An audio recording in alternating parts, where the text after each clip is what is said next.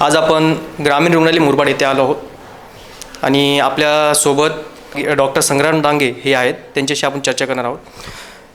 Sir, एक थंड झालेला बाळ ही एक बातमी व्हायरल होते, त्या बाबतीत आपण काय सांगाल?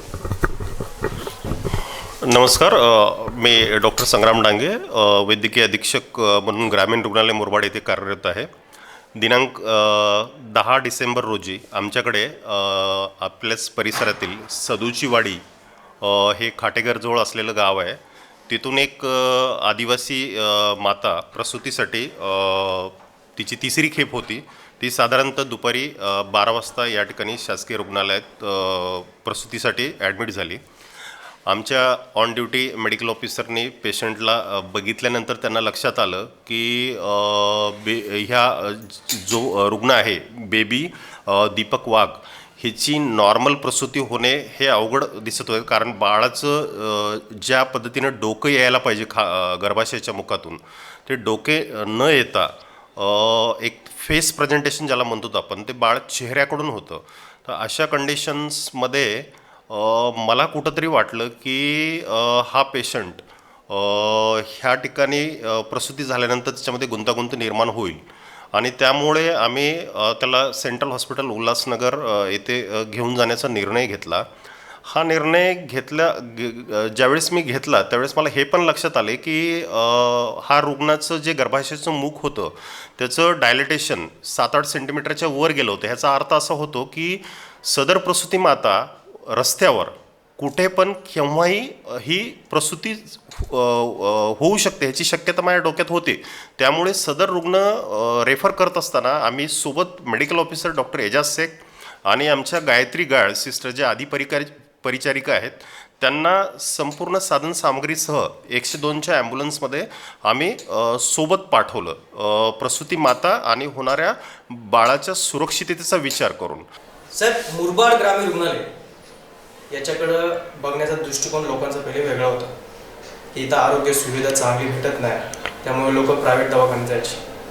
आणि आता मध्यंतरीच्या काळात ग्रामीण रुग्णालय एवढं पुढे गेलं आहे की लोकांना आता प्रायव्हेटमध्ये जायला दृष्टिकोन लोकांचा तो बदलला गेला. त्या बाबतीत आपण काय सांगा? सर्वप्रथम याचं संपूर्ण श्रेय मी आपले सर्वांचे लाडके आमदार माननीय किसनरावजी कतोरे साहेब यांना निश्चितच देईल.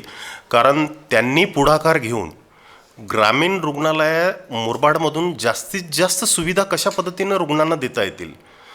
उदाहरणार्थ ह्या डायलिसिस जे आमच्याकडे सुरू झालं, शेकडो लोकांचा खर्च वाचला, त्रास वाचला. ही कल्पना माननीय आमदार साहेबांचीच. त्यानंतर कर्करोगविषयक त्यांना अतिशय त्या आजाराबद्दल गांभीर्य आहे. त्या गांभीर्यातून त्यांनी आमच्याकडं मॅमोग्राफी मशीन उपलब्ध करून दिली. काही दिवसातच आमच्याकडे ब्लड स्टोरेज युनिट म्हणजे blood bank, mini blood bank ज्याला म्हणता येईल, ते पण आपल्याकडं सुरू होत आहे. तर निश्चितच ह्या गोष्टीमध्ये सुधारणा झालेली आहे आणि माननीय आमदार साहेबांचं सतत लक्ष असतं रुग्णालयावर. आमचे जिल्ह्याचे शल्यचिकित्सक डॉक्टर कैलास पवार सर यांचंसुद्धा नेहमी मार्गदर्शन असतं, जेणेकरून सोयी सुविधा कशा पद्धतीने वाढवता येतील यावर त्यांचं लक्ष असतं. पूर्वी 30 बेडचं हॉस्पिटल होतं, त्यामध्ये आता 20 बेडचं ट्रॉमा सेंटर हे ॲड झालेलं आहे. आणि माननीय आमदार साहेबांच्या प्रयत्नांनी आता ह्या ग्रामीण रुग्णालयाचे श्रेणीवर्धन हे 50 बेडच्या हॉस्पिटलमध्ये होतं आहे.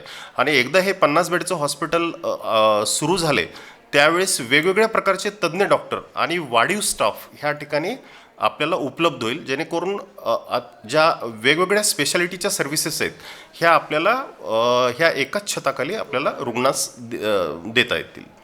मॅडम, काय सांगाल, एक थंड झालेला बाळ तुम्ही जेव्हा हाताळलं त्याला तुम्ही त्या सोबतच होता, मग तुम्ही काय ती परिस्थिती कशी होती, कशी हँडल केली ते काय सांगा? नमस्कार, मी गायत्री विलास गयाळ, अधिपरिचारिका ग्रामीण रुग्णालय मुरबाड येथे कार्यरत आहे. 10 तारखेला जी सौ बेबी दीपक वाघ ही रुग्ण जेव्हा मी ॲम्ब्युलन्समधनं मी आणि डॉक्टर इजाज शेख आम्ही दोघांनी घेऊन गेलो, संदर्भित केलं होते म्हणून, त्यावेळेस त्या रुग्णाची गर्भाशयाचं डायलेटेशन हे वाढलेलं होतं आणि ती डिलेवरी कुठल्याही म्हणजे वेळेत होण्याचे चान्सेस होते.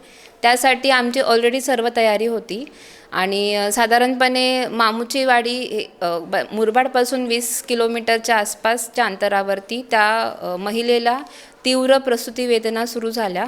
त्यामुळे मग आम्ही म्हणजे डिलेवरी आहे ती गाडीतच रुग्णवाहिकेमध्येच केली. पण बाळाचं डोकं हे न येता बाळाचा चेहरा पहिल्यांदा बाहेर आला. तर त्यावेळेस बाळाने पोटात शी केल्यामुळे ते डिलेवरी करणंही थोडंसं गुंतागुंतीचं होतं. पण तरीही त्या परिस्थितीमध्ये डॉक्टर इजाज शेख यांच्या योग्य मार्गदर्शनाखाली ती डिलेवरी आम्ही दोघांनी मिळून केली.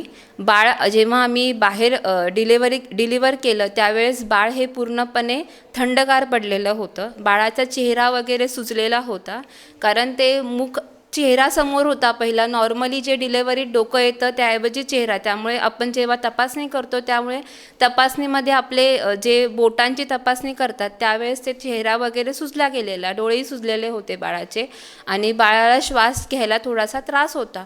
मग आम्हाला जवळ जी रुग्णालय होतं गोवेली, आम्ही तिथे तात्काळ बाळाने आईला शिफ्ट केलं.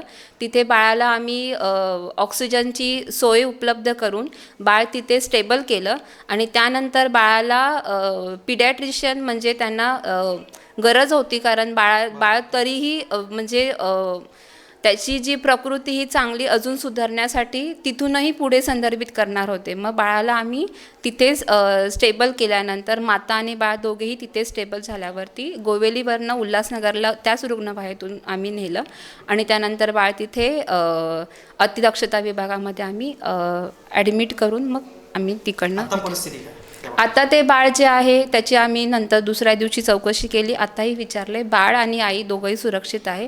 बाळही आता व्यवस्थित आहे, कारण पोटात शी केल्यामुळे त्यावेळेस ते जे लिथार्जिक होतं ते आता ॲक्टिव्ह आहे आणि व्यवस्थित फिडिंगही करत आहे आणि बाळची हे हालचाल व्यवस्थित आहे. आणि हे जेव्हा मला कळलं, म्हणजे आम्ही जेव्हा हे त्या आशांना फोन करून विचारलं त्यावेळेस एक अधिपरिचारिका आणि सरांना डॉक्टर म्हणून आम्हाला एक खूप समाधान वाटलं की एक रुग्ण हा सुखरूप आहे त्याच्या घरी आणि ते जे नवजात बाळ आहे तेही सुखरूप आहे, त्याचा आम्हाला खूप आनंद आहे.